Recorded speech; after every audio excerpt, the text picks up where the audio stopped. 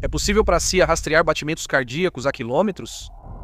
Em 3 de abril de 2026, forças iranianas derrubaram um caça americano sobre Isfahan. Dentro, havia um piloto e um oficial de sistemas de armas. Ambos ejetaram com sucesso. As forças dos Estados Unidos encontraram e resgataram o piloto apenas 7 horas após a queda, mas não conseguiram resgatar o oficial de sistemas de armas. Ele caiu em outro lugar no interior de território hostil e, pior de tudo, estava ferido. Perseguido pelas forças iranianas, o oficial se escondeu rapidamente nas montanhas. Isso iniciou uma corrida entre Estados Unidos e Irã para achá-lo. Resgataram um aviador isolado bem atrás das linhas inimigas. Por sorte, o oficial tinha um sinalizador de resgate para sinalizar a sua localização aos Estados Unidos. O problema era que, além de sair do esconderijo para transmitir o sinal, o Irã poderia interceptá-lo e encontrá-lo antes. Por isso, só podia usar o sinalizador poucas vezes. Com as forças inimigas se aproximando a cada hora, como os Estados Unidos vão localizar sua posição em meio a centenas de quilômetros quadrados do deserto? É comparável a procurar um único grão de areia no meio do deserto. Uma varredura às cegas de toda a área poderia levar dias ou até semanas. Mas, surpreendentemente, apenas 40 horas após o acidente, os Estados Unidos anunciaram que o oficial havia sido resgatado. Ainda é invisível para o inimigo, mas não para a CIA. Então, como eles fizeram isso? Segundo o artigo do New York Post, a CIA usou um dispositivo futurista para resgatá-lo. Relatos dizem que detectaram o campo magnético dos batimentos cardíacos dele a quilômetros.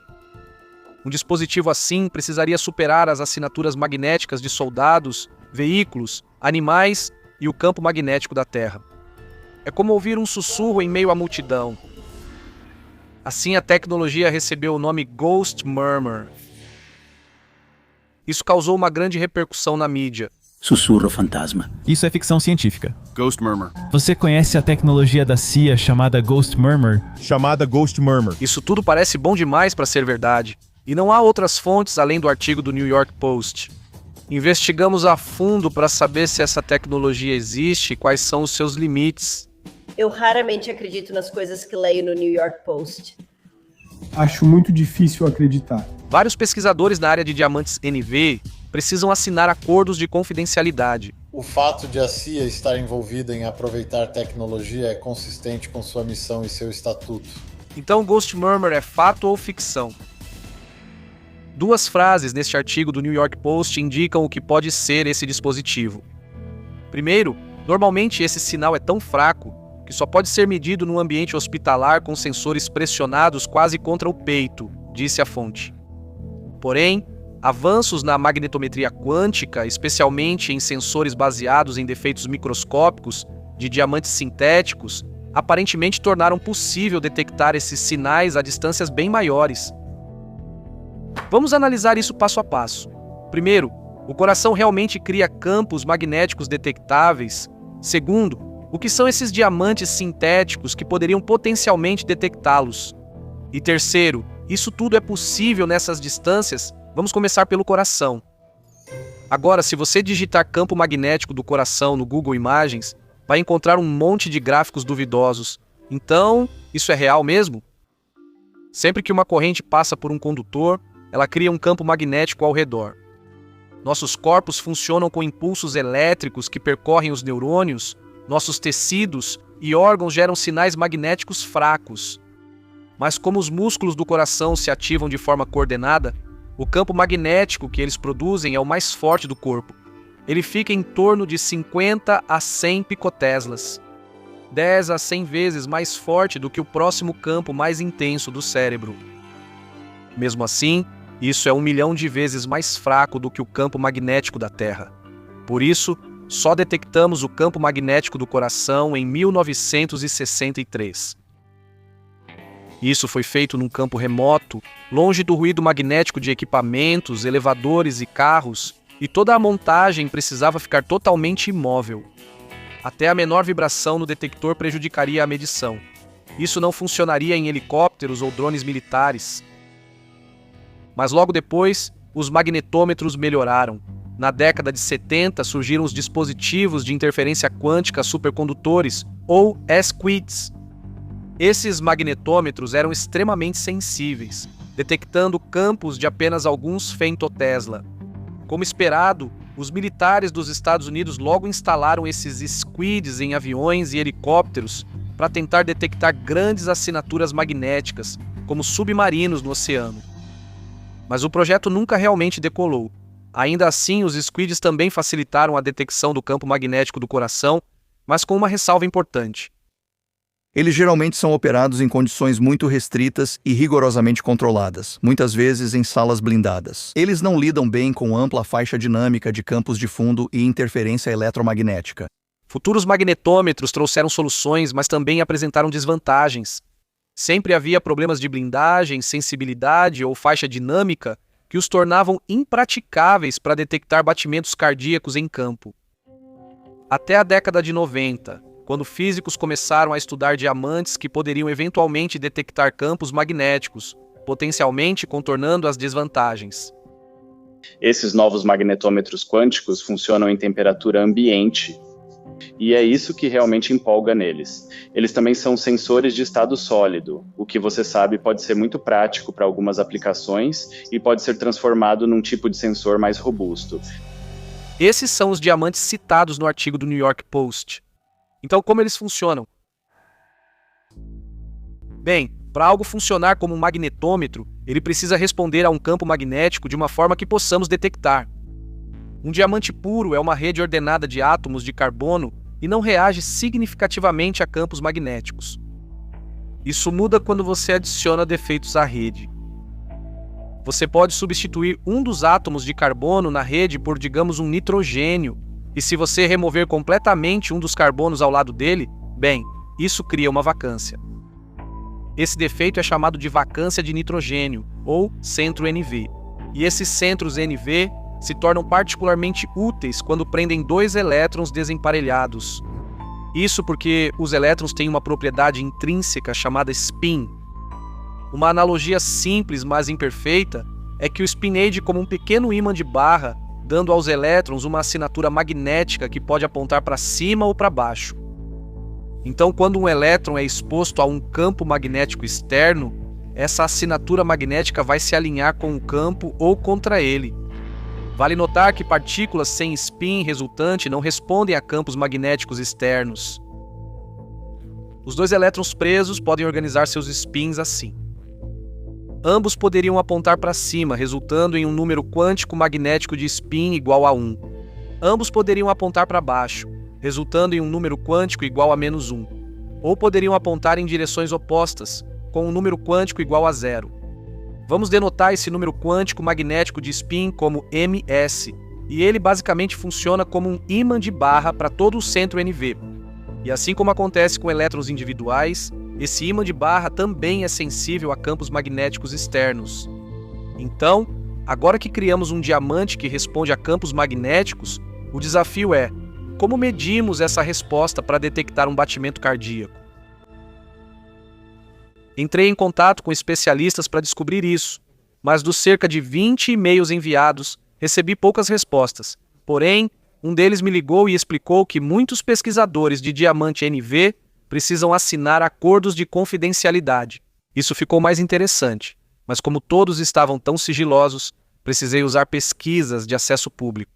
E eu acho que a ideia principal é descobrir como os diamantes respondem a campos magnéticos. Você tem que usar luz. Ao incidir luz sobre um átomo, ele pode absorvê-la ou ignorá-la. Ao absorver um fóton, um elétron do átomo é excitado por um nível de energia superior. Pense nos níveis de energia como plataformas discretas entre as quais os elétrons pulam, como num videogame. Átomos do mesmo elemento, como o carbono, possuem os mesmos níveis de energia quando estão suficientemente afastados. Quando você os aproxima na rede cristalina do diamante, os níveis de energia mudam. Eles se juntam para formar uma série de níveis de energia muito próximos, ou uma banda de energia. Agora, um elétron só vai absorver um fóton se o fóton tiver energia suficiente para mover o elétron através do vão para uma banda superior. Esse vão entre a última banda ocupada por elétrons e a primeira banda vazia acima dela é chamado de lacuna de banda. Num diamante puro, ele é grande, cerca de 5,5 elétron-volts, o que significa que só fótons ultravioleta têm energia suficiente para excitar os elétrons. Toda a luz de energia mais baixa, incluindo a luz visível, será em grande parte ignorada pelo diamante e simplesmente passará através dele. Por isso, um diamante puro é transparente, pois não absorve luz. Se você adicionar defeitos, eles interrompem essa rede cristalina organizada. Os defeitos desbloqueiam diferentes níveis de energia, plataformas secretas dentro dessa banda proibida para os elétrons próximos pularem. Um defeito de boro, por exemplo, gera um nível de energia de apenas 0,37 elétron-volts. É uma plataforma onde elétrons pulam ao absorver luz infravermelha ou vermelha. Com defeitos de boro suficientes, muita luz vermelha é absorvida assim. O restante do espectro visível passa quase todo, então, sem esse vermelho, o diamante parece azul. Da mesma forma, um defeito de vacância de nitrogênio revela outras plataformas secretas, o que pode ajudar a detectar como o centro NV reage a um campo magnético. À primeira vista, parece que a vacância de nitrogênio gera alguns níveis únicos, e esses são exclusivos para os dois elétrons desemparelhados presos dentro do defeito. Mas se você olhar mais de perto, por exemplo, para o nível mais baixo, vai perceber que ele na verdade contém 3 níveis de energia separados, mas muito próximos uns dos outros. O segundo e o terceiro níveis têm a mesma altura, mas serão desenhados separados. E o fato de haver 3 não é coincidência. Lembre-se, o centro NV pode adotar um de 3 valores de ms, 0, -1 ou 1, dependendo de como os spins dos 2 elétrons internos estão organizados. Se você pensar nos 2 spins como ímãs de barra, a forma mais relaxada e de menor energia para eles ficarem é assim, um apontando para cima e o outro para baixo. Isso é análogo ao estado ms igual a 0, por isso ele tem a menor energia. Forçar ambos os ímãs a apontarem para baixo juntos ou para cima juntos, como nos estados ms igual a 1 ou -1, requer mais energia. Eles se opõem a você. Então esses 2 estados ficam num subnível de energia igual, um pouco mais alto. Essas diferenças são minúsculas. Saltar do nível 0 para os níveis +1 ou -1 requer apenas uma pequena quantidade de energia. Um fóton de micro-ondas de 10,4 centímetros será suficiente. Esses níveis ocultos de energia dos centros NV foram mapeadas nos anos 90. Por muito tempo, ninguém pensou em usá-los como magnetômetros. Levou 10 anos para muitos de nós começarmos a vê-los como sensores. É preciso mudar a mentalidade para pensar diferente. E uma vez que você faz isso, percebe, poxa vida, isso pode ser útil. Vamos aplicar um campo magnético ao diamante e observar o resultado. Ao aumentar devagar a intensidade do campo, os níveis +1 e -1 começam a se deslocar. Para explicar, usamos a agulha da bússola como analogia. Uma agulha de bússola naturalmente se alinha com o campo magnético da Terra. E esse é o estado relaxado de menor energia em que a agulha pode estar. E isso é análogo ao comportamento do sistema no estado ms igual a -1, por isso o seu nível de energia caiu um pouco. Mas se ms for 1, o sistema inverte. Isso seria como pegar um ímã externo e aplicá-lo a essa agulha de bússola, girando a 180 graus. E então, se eu for cuidadoso ao retirar esse ímã, posso realmente fazer com que a agulha permaneça nesse lugar. Essa é a maior energia que a agulha pode ter nessa posição instável. Se eu tocá-la, ela volta. É possível, mas é um estado de energia mais alta. Então, o nível ms igual a 1 sobe um pouco. E se o ms for 0, ele não reage ao campo, por isso esse nível não mudou. Se você aumentar mais a intensidade do campo magnético, verá que os níveis ficam ainda mais distantes. Esse fenômeno é chamado de desdobramento de Zeeman. Ele é descrito por uma fórmula simples que te dá uma relação direta entre a separação de energia e a intensidade do campo magnético. Então, na presença de um campo magnético periódico, como o gerado pelo coração, teoricamente veríamos uma separação rítmica dessas linhas. E esses 2 níveis de energia absorvem luz em 2 comprimentos de onda de micro-ondas diferentes que mudam dependendo da intensidade do campo. Podemos medir apenas quais comprimentos de onda de micro-ondas o diamante absorve. Sem campo magnético, os níveis se fundem e geram uma só linha de absorção em 10 1,4 centímetros de comprimento de onda. Quando há campo magnético externo, formam-se duas linhas de absorção separadas. Agora simplificamos, mas ao medir o espaçamento dessas linhas, você obtém a intensidade do campo. É assim que funciona um magnetômetro de diamante NV. Já usaram um magnetômetro de diamante para detectar batimentos cardíacos? O que já foi feito com certeza, isso eu sei com certeza, é a detecção de campos magnéticos gerados por neurônios. Sim, quero dizer, isso está de certa forma ligado à questão dos batimentos cardíacos. A atividade dos neurônios, que eu saiba, foi observada pela primeira vez em 2015. Ok, bom, isso é impressionante. Então, daria para captar um batimento cardíaco a quilômetros? Em 2022, pesquisadores captaram o campo magnético do coração de um rato usando toracotomia, ou seja, com o peito aberto e o diamante a menos de 2 milímetros do coração. Ok, mas o coração humano gera um campo magnético mais intenso, e a tecnologia da CIA pode estar décadas à frente do que é divulgado. Você é um ex-oficial de operações da CIA e já trabalhou no Oriente Médio, certo? Então qual foi a sua primeira reação a essa notícia? Bem, o fato de a CIA estar envolvida no uso de tecnologia é consistente com a missão e o estatuto deles. Deixo para pessoas mais inteligentes em engenharia e ciência, como você, descobrirem a técnica exata a ser usada, mas os processos são consistentes com o que já fizemos. Não é possível afirmar se a CIA tem essa tecnologia, mas é possível estimar sua sensibilidade pela física. A intensidade de um campo magnético diminui com o cubo da distância à fonte. Então, se o campo magnético do coração, quando medido no peito, é de 50 picotesla, ou 5 vezes 10 elevado a menos 11 tesla, bem, a apenas 100 metros de distância, isso cai por um fator de 1 bilhão para 5 vezes 10 elevado a menos 20 tesla. E de 50 a 100 quilômetros, isso pode cair para apenas 10 elevado a menos 30 tesla. A medição mais sensível já feita nas frequências em que o batimento cardíaco humano opera é no nível de 10 elevado a menos 15 tesla, e isso numa sala blindada. Então você precisaria de um sistema que fosse 15 ordens de magnitude mais sensível do que os dispositivos de interferência quântica supercondutores e 18 ordens de magnitude mais sensível do que os sensores de NV de diamante. 18 ordens de magnitude é muita coisa, parece bastante inviável.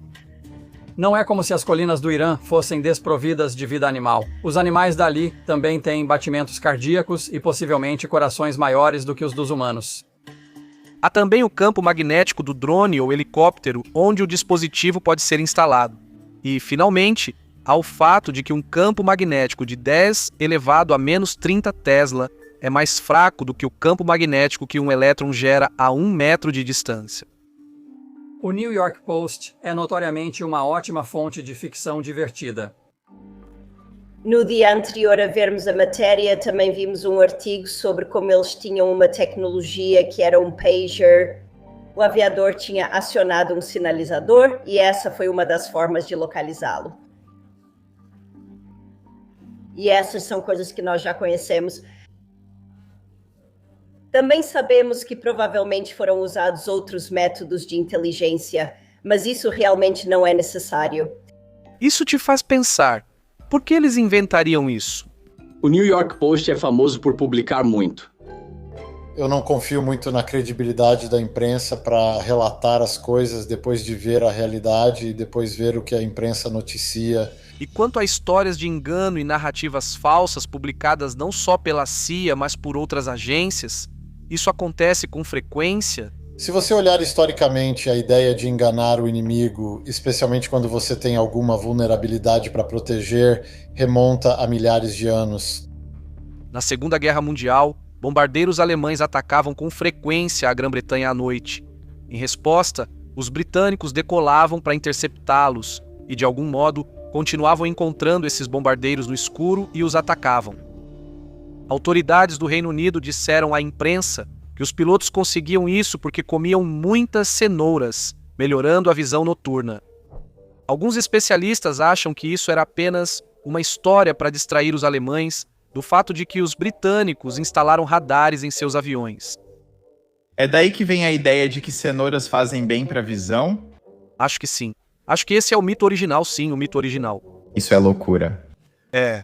Mas, ok, tem uma coisa que ainda me incomoda. Se isso provavelmente é falso, então por que todo mundo está dizendo sem comentários e se recusando a falar? Deve ter algo aí, não? Bem, centros NV e diamantes também são usados em computação quântica, mas o uso mais interessante, provavelmente confidencial, seria como dispositivos de navegação. O campo magnético da Terra cria um padrão único em todo o globo. Então você coloca um objeto nesse mapa e, se você conhece todas essas perturbações e discrepâncias, pode inferir onde está sem precisar mais de recepção de GPS. Com o aumento da falsificação e da interferência no sinal de GPS nos últimos anos, isso pode ser incrivelmente poderoso. Então, magnetômetros NV realmente existem com esses diamantes sintéticos e eles têm potenciais aplicações militares. Mas detectar batimentos cardíacos a quilômetros provavelmente não é uma delas. Agradeço ao excelente artigo da Scientific American sobre essa história, escrito por Danny Bechard, que foi inicialmente cético sobre o Ghost Murmur. Vale a leitura, recomendo conferir.